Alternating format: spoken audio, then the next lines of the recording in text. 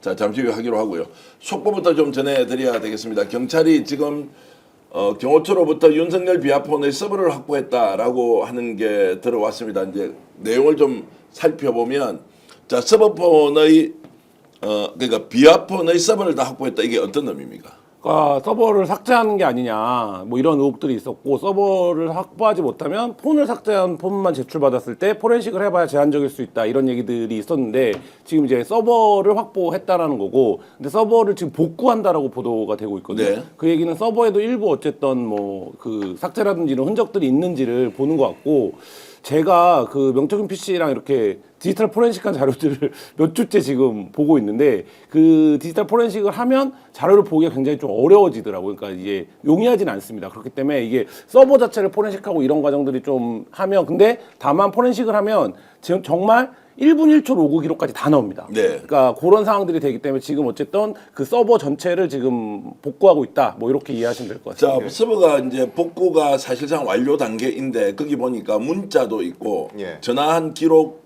이제 전화번호 당연히 있을 거고 통화 시간에 문자까지 지금 나온다라는 게 지금 보도가 되는데, 만약에 비상계엄 전후에 윤석열이 사용했던 비아폰 내용이 나오면 엄청난 진실이 그 안에 숨어 있을 것이다 라고 저는 판단이 되는데 어떻습니까? 그렇습니다. 지금 이제 말씀하신 거에 좀 보완을 하자면은 이 비아폰 서버라는 것이 이틀에 한 번씩 삭제되는 것으로 알려져 있습니다. 근데 경찰이 2주 전쯤에 이걸 서버를 확보를 해서 경찰의 기술로 복원이 가능하다라는 보도들이 많이 나왔었고, 오늘 보도 나온 것은 실제로 복구를 했다.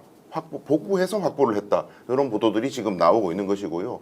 그런데 이제 쟁점이 되는 것은 말씀하신 대로 12.3 계엄 전후에 비아폰으로 다수의 관련자들과 연락한 내역이 있을 것으로 강력히 추정되기 때문에, 특히 국민의힘 내부에도 많기 때문에, 그렇다면은 이건 내란의 공범의 규모들도 많이 확보될 것이다. 네. 그런 문제 제기들이 있는 것이고요. 그런데 지금 문제는 요 비아폰 서버를 확보하는 명분이 그 공무집행방해, 그러니까 영장 집행을 방해하고 체포를 거부했던 그 혐의로 지금 영장을 받아서 하고 있는 것이기 때문에, 비아폰 서버를 털어가지고 12.3 계엄까지 흘러가서 그 전에 있는 기록들을 확보해서 이걸 증거로 쓰려면 검찰의 특별한 조치가 필요합니다. 증거보전 신청이라든가, 그리고 법원이 특별히 증거로 쓰겠다라는 어떤 직권 결정을 내려야 돼요. 그래서 법원과 검찰이 이 경찰이 확보한 이 기록들을 증거로 쓰겠다는 의지를 보이지 않으면 또 전국민적 저항이 부딪힐 거다, 저는 그렇게 말씀드립니다.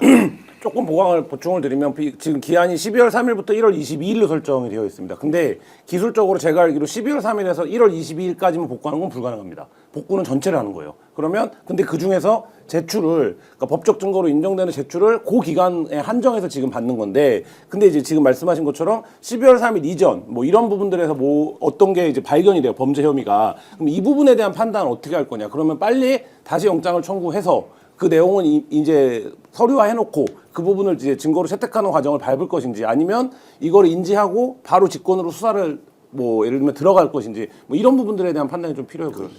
자, 그러면 그 내용에 이제 뭐 통화 시간, 그리고 통화 대상자, 문자는 아마 있을 텐데, 이제 문자를 보냈는지 안 보냈는지, 원래 그 커뮤니케이션, 소통하는 방식이 윤석열이 어땠는지 알 수 없는데, 제가 궁금한 것은 정치인들이 상당히 많이 나올 수 있다. 그렇습니다. 그러니까 지금 이제 전반적인 상황을 우리가 유추해 보면, 추경호 당시 원내대표, 나경원 의원하고는 통화를 했다는 것이 있는데, 정치인들과 훨씬 더 많은 수의 통화가 나온다면 네. 이것이 미치는 이제 정책 파장은 굉장히 클 것이라고 보는데, 네. 통화를 더 했겠죠. 그리고 제가 사실 고발사주 사건 때 그 포렌식, 디지털 포렌식이라는 거를 가장 직접 참관을 8시간 다 했고, 실제 검찰, 저는 공수처, 그리고 뭐 경찰, 그 모든 그 프로그램들을 다 확인을 했습니다. 그리고 제가 그때도 여기 우리 스픽스에서도 이제 방송을 통해서 말씀을 드렸는데, 서버가 다 이제 비아폰이라서 아예 이제 그 안 된다고 안심을 했지만, 제가 고발사주 당시에도 이제 다 디가우징해서 삭제를 했던 정보까지 삭제한 시간까지 다 이제 복구가 되더라고요. 그리고 지금 아마도 이 뭐 추경호 혹은 이제 나경원, 그리고 내각에 있던 뭐 한덕수와 이제 뭐 박성재 등등등에 관한 통화 기록들이 이제 확인이 되고 있습니다. 그 내용들은 어떤 거냐면, 비아폰과 비아폰뿐만 아니라 이 상대방이 일반 폰일 때는 일반 폰의 기록으로도 충분히 확인할 수 있기 때문에 사실상 지금 뭐 내란 선동이나 이 관련한 내용들로 민주당에서 이제 그 당시 시민단체랑 민주당 여러 곳에서 국민의힘 의원들 다수를 이제 고발을 해놓은 상태이기 때문에 사실상 교차 수사를 할 의지만 있다면은 그 당시에 어떤 구체적인 상황을 충분히 할 수 있고, 만약 우리가 생각하는 그 규모 정도가 직접 그 내란 전후로 이제 이 정치인이 직접 관여가 됐다면 사실상 정당 해산에 가까운 이제 내란 집단이 되는 것이죠. 자, 이게 이제 핵심적인 지적인데요. 만약 그 당시에 윤석열의 비아폰을 통해서 국힘 의원들과 통화를 했고 국회로 들어가야 하는 국힘 의원들이 당사로 모여가지고 예. 우왕좌왕하는 과정에서 대통령이 누군가에게 전화를 했다라고 하는 것이 나온다. 또는 전화 통화가 안 됐을 때